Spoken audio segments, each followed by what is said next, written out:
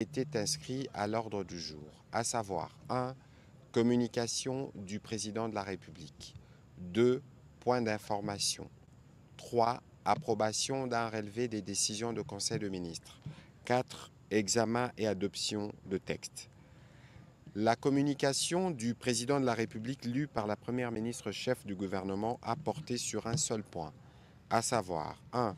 Du respect de la suspension des exportations et des mesures réglementaires d'encadrement de la commercialisation du cobalt et d'assainissement de sa chaîne d'approvisionnement.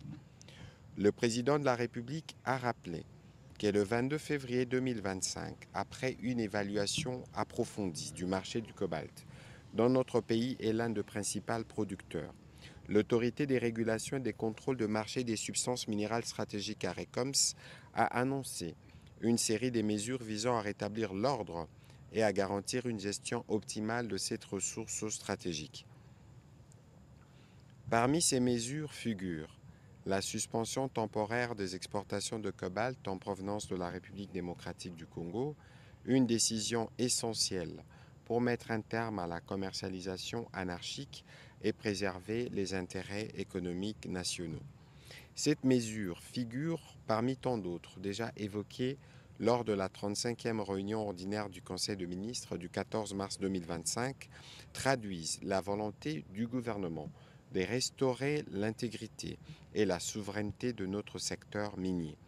Le président de la République a noté avec satisfaction une amélioration notable des cours du cobalt qui, depuis l'application de la suspension, ont enregistré une hausse de plus de 50%, passant de 21 150 à 33 300 dollars américains.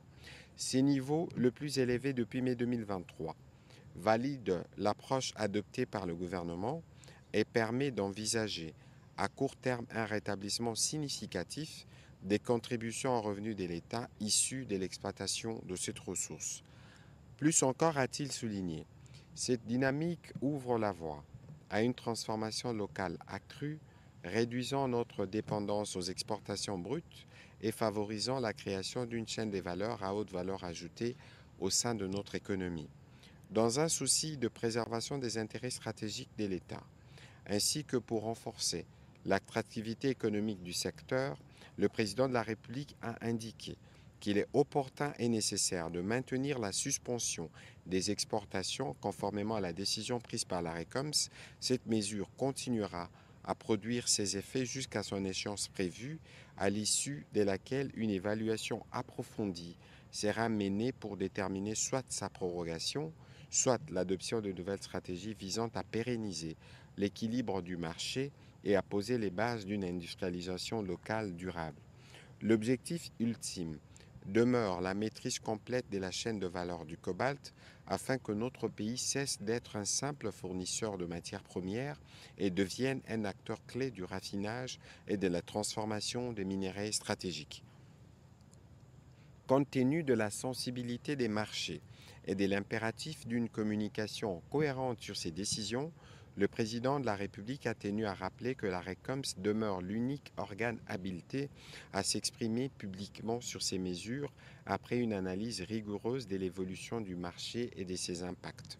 En conséquence, il a invité la RECOMS et l'ensemble des services concernés, sous la supervision du ministre de Mines, à prendre toutes les dispositions nécessaires pour garantir l'application stricte de la suspension des exportations et des mesures réglementaires destinées à encadrer la commercialisation du cobalt.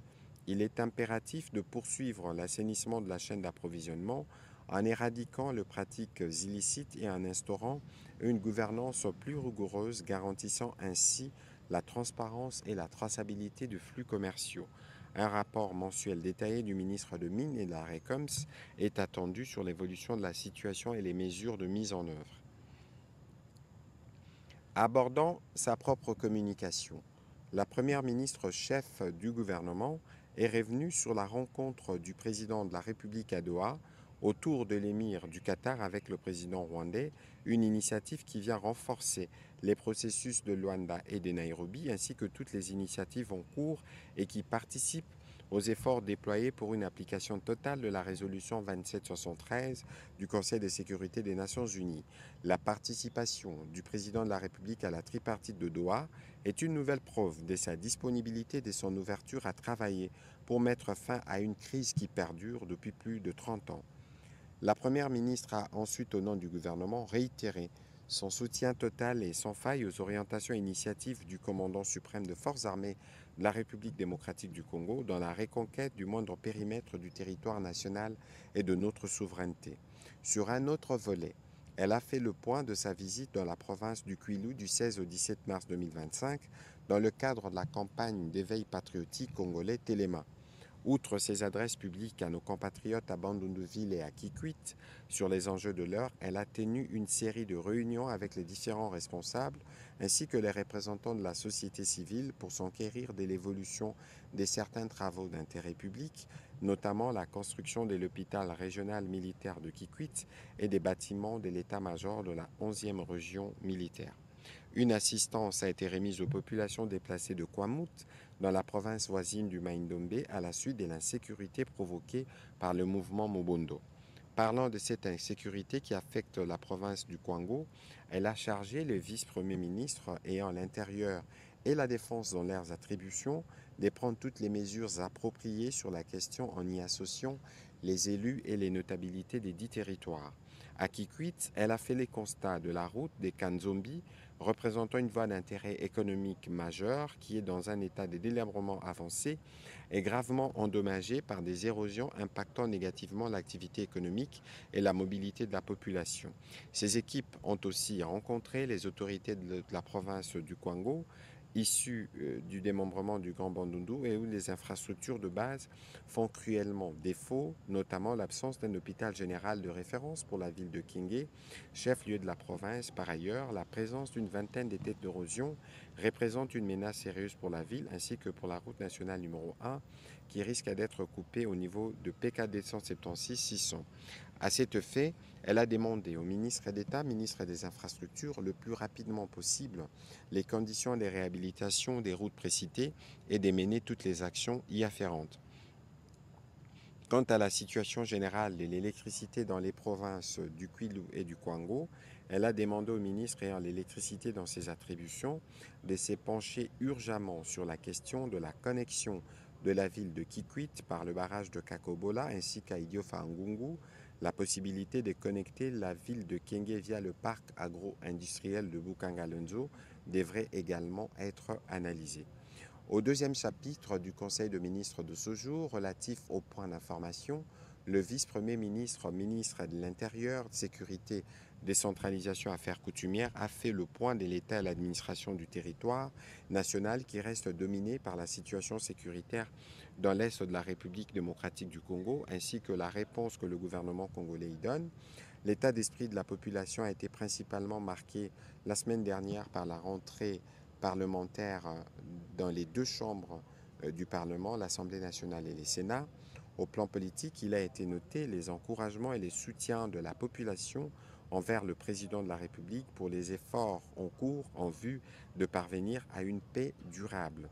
Revenant sur la criminalité urbaine, il a rapporté que 356 cas présumés criminels ont été interpellés à Kinshasa par la police nationale appuyée par la 14e région militaire dans le cadre de l'opération Ndobo. Ils seront déférés auprès des juridictions compétentes pour être jugés en audience foraine. Il a été complété sur ces chapitres sécuritaires par le vice-ministre, ministre de la Défense nationale. Évolution de la situation récente sur les marchés d'échange ainsi que de biens et services. Intervenant comme invité, la gouverneure de la Banque centrale du Congo a indiqué que l'économie congolaise continue à faire preuve d'une stabilité remarquable depuis plusieurs semaines, renforcée par la coordination des politiques monétaires et budgétaires. Au cours de la semaine sous examen, le rythme de formation des prix intérieurs a ralenti et sur le marché d'échange, les taux se sont stabilisés à leur niveau dès la semaine précédente. D'après les dernières discussions, les dernières estimations, l'activité productive devrait progresser de 5,4% en 2025 contre 7,9% en 2024, bien qu'en ralentissement, cette croissance reste supérieure à la moyenne de l'Afrique subsaharienne. Le taux d'inflation hebdomadaire s'est situé à 0,14% contre 0,17% la semaine précédente, portant les cumuls à 2,05%. Comparativement à la semaine précédente, la monnaie nationale s'est appréciée au 14 mars 2025 de 0,05% sur les marchés interbancaires et de 0,11% en parallèle. En cumul annuel, la dépréciation est de 0,53% à l'indicatif et à 0,33% au parallèle. En rythme hebdomadaire, les cours mondiaux des produits de base intéressant l'économie congolaise se sont globalement inscrits en hausse. C'est le cas du prix de la tonne du cuivre en progression de 2,2%, du prix de la tonne du cobalt qui a enregistré un rebond de 9,3% à raison des inquiétudes au sujet de l'offre dans les contextes marqués notamment par la suspension de nos exportations. La gouverneure de la Banque centrale du Congo a recommandé le renforcement de la coordination des politiques monétaires et budgétaires tout en maintenant l'orientation restrictive de la politique monétaire afin de limiter les éventuelles pressions inflationnistes. La mise en œuvre de mesures de soutien budgétaire en faveur des secteurs les plus touchés par la crise sécuritaire, ainsi que l'accélération de la mise en œuvre de réformes structurelles afin de soutenir la croissance. Les conseils a pris acte de ce rapport.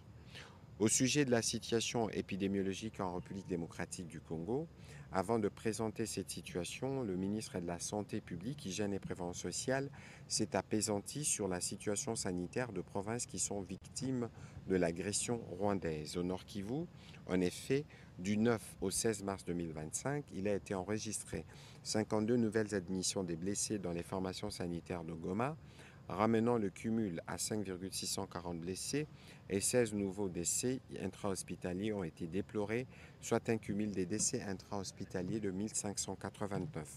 Au Sud Kivu, il a été signalé du 10 au 16 mars 2025 un afflux de blessés dont le nombre n'est pas encore connu. En attendant, les cumuls des blessés est à 1114 blessés et celui des décès intra-hospitaliers à 29. Revenant sur la situation épidémiologique, le ministre de la Santé publique, Hygiène et Prévention sociale a indiqué que par rapport à la semaine précédente, la tendance à la 10e semaine est marquée par une augmentation de cas suspects de Mpox. Depuis les débuts de la vaccination jusqu'à ce jour, les cumuls des personnes vaccinées est des 521 048 contre les Mpox. Un approvisionnement de vaccins MVABN est annoncé pour la semaine prochaine. Sur le registre des cas de maladies fébriles, avec suspicion d'une intoxication d'origine non encore déterminée dans les territoires de Bassonkousou, il a été ainsi enregistré du 10 au 16 mars 2025 un total de 37 nouveaux cas et un décès ramenant le cumul à 2957 cas notifiés avec 58 décès, soit une létalité de 1,96%. Quant à la situation liée au choléra, il a été noté que la tendance à la 10e semaine est marquée par une diminution de nouveaux cas, passant de 1440 à 1031 cas suspects, avec une létalité de 1,8%. Pour toutes ces épidémies, les dispositifs de riposte du gouvernement sont bien opérationnels. État d'avancement de la construction des rocades à Kinshasa. Le ministre d'État, ministre des Infrastructures, a présenté au Conseil l'état d'avancement du projet des constructions de rocades de la ville de Kinshasa. Il a fait savoir que les travaux de rocade sud-est et sud-ouest sont prévus pour une durée de 30 mois et visent à revêtir 63 km de voirie urbaine pour une emprise minimum de 20 mètres de largeur, comprenant 4 bandes de roulement et des accotements aménagés de part et d'autre de la route. L'avancement physique de postes déclenchés depuis les débuts des travaux est estimé à 38% pour la rocade sud-est qui va de Njoku à Mitendi et à 62,2% pour celle qui va de Mitendi à Mboudi et c'est à partir de dévis quantitatifs de chaque rocade. Les taux d'exécution financière se situent globalement autour de 55,58%, estimés pour le 15,5 km. Quelques défis à relever ont également fait l'objet des éléments présentés au Conseil et ces derniers a pris acte de cette note d'information. Stratégie d'appurement des arriérés de crédit de la TVA. Le ministre des Finances a informé le Conseil de la stratégie définie pour l'appurement des arriérés de crédit de la taxe sur la valeur ajoutée. Cette stratégie a été élaborée dans le cadre du programme soutenu par la Facilité élargie de crédit du Fonds monétaire international. Elle est consécutive à l'audit des certifications de tous les arriérés TVA envers les sociétés minières depuis 2021, réalisé en 2 phases par l'Inspection générale de finances. En vue d'assurer sa mise en œuvre harmonieuse, il a précisé que la dite stratégie se fonde sur le comportement saisonnier infra-annuel des recettes fiscales et non fiscales et s'adosse sur un mécanisme de recouvrement de la dette fiscale. En outre, cette stratégie se base sur de critères objectifs de transparence sur les éléments ci-après: certification de la créance, paiement des obligations dues au Trésor au titre de l'impôt sur les superprofits, régularité de la situation fiscale, remboursement de la subvention indue provenant de la pratique de prise administrée de produits pétroliers et acceptation de la nouvelle décote de 0 à 20%, seuil d'éligibilité annuel selon qu'il s'agisse de la petite créance ou de la grande créance. La présente stratégie permettra de renforcer la stabilité du cadre macroéconomique à travers une amélioration de l'offre des devises. Aussi, le remboursement des arriérés de crédit de la TVA constitue-t-il un signal fort aux partenaires tant privés qu'étrangers en termes du climat des affaires et contribuera à rassurer davantage les investisseurs particuliers, particulièrement ceux du secteur minier. L'objectif poursuivi est aussi de remédier au dysfonctionnement du mécanisme de remboursement de crédit TVA, tout en permettant au gouvernement de recouvrer une bonne partie de la dette fiscale due par les sociétés minières. Le Conseil a pris acte de ce rapport. Note d'information relevant du secteur de l'enseignement supérieur et universitaire. La ministre de l'Enseignement supérieur a fait la restitution des recommandations issues du colloque organisé par son ministère sur la sauvegarde de la souveraineté et de l'intégrité territoriale de la RDC. Durant 3 jours, des éminents professeurs, scientifiques et chercheurs du sous-secteur de l'enseignement supérieur et universitaire ont abordé différentes thématiques liées aux 6 axes identifiés, à savoir défense et sécurité, diplomatie et stratégie, gouvernance et renforcement de l'autorité de l'État, santé et environnement, jeunesse et développement, ainsi que engagement communautaire. Ces actes de réflexion ont permis d'explorer des perspectives diverses relatives à la conscientisation de la population et de formuler les recommandations concrètes. En vue de mieux encadrer ces recommandations, la ministre a préconisé la mise en place d'un comité chargé de leur suivi et de la mise en œuvre. Le Conseil a pris acte de ces notes d'information. Notes d'information relevant du secteur de la recherche scientifique. Prenant la parole, le ministre de la Recherche scientifique et innovation technologique a présenté au Conseil 66 prototypes d'invention et d'innovation issus du génie scientifique congolais. Il a rassuré que chaque prototype a été examiné attentivement et une analyse préliminaire de leur pertinence au regard des attributions de ministère a été réalisée. Cette analyse démontre le potentiel transversal de ces innovations et leur alignement avec les politiques sectorielles de différents ministères. Investir pour le développement, cette première moisson de prototypes est une opportunité stratégique en vue de stimuler la croissance et la compétitivité de l'économie nationale, répondre à des besoins socio-économiques prioritaires dans les secteurs des finances publiques, de l'industrialisation, de la santé, de l'agroalimentaire, de l'énergie et autres, valoriser les ressources locales et les savoir-faire nationaux, contribuer à l'émergence d'une économie diversifiée et résiliente. Le ministre de la Recherche scientifique et innovation technologique entend franchir une étape décisive dans la valorisation de la recherche et de l'innovation, permettant à la RDC de se positionner comme un pionnier africain de l'économie de la connaissance pour le plus grand bénéfice de notre pays. Note d'information relevant du secteur du commerce extérieur.